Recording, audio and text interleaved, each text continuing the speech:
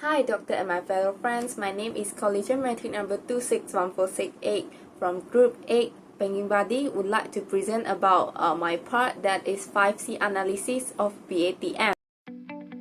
So the first one is about the character. We will see on the BATM willingness and ability to repay the loans. BATM actually is having the willingness in repaying the loans. As you can see, the average payment to the account payable and also the repayment rate to its total borrowing is considered as good over the 5 years. And second, the BATM have a strong company background.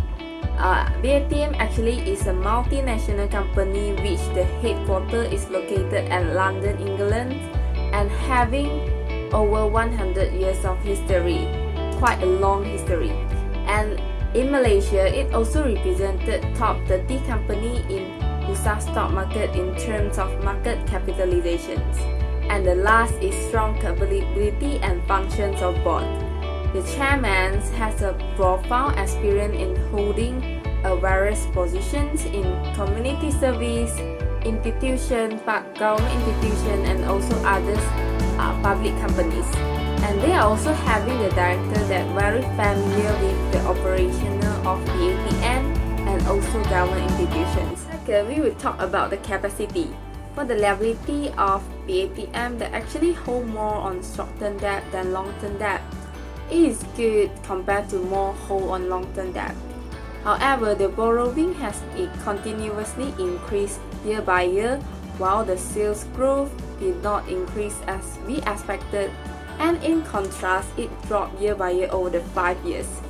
The situation is quite worrying and is not a good performance at the lender point of view. In addition, BATM having more current liability compared to current assets. Therefore, it might be hard for them to repay the current liability.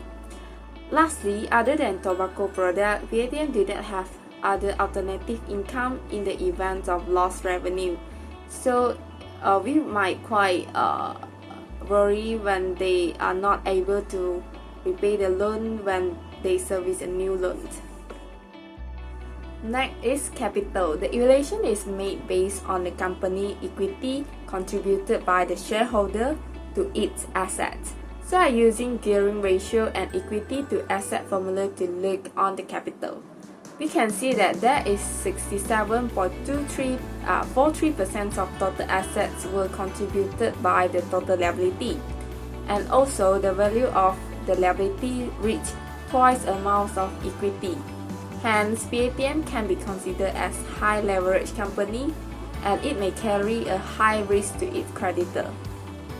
For the conditions of BATM, as we know that the tobacco market is restricted by the Malaysian government, and the government set up the duty charge towards the tobacco product has led to the higher price of the product.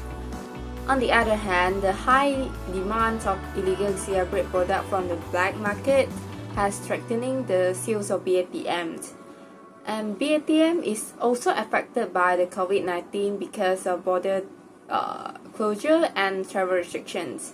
However, there is one good news, which is the government has legalized more nicotine vapor product in the budget of 2022. So the last one is collateral. The asset can be provided by BATM as collateral is only machinery and equipment. And as we know that the marketability of machinery and equipment is not that strong and it will be depreciated. And the other asset like the used building that is not owned by BATM and is under lease contract, and the freehold land, leasehold land, and also owned building is held for sales. So the collateral can use is machinery and equipment.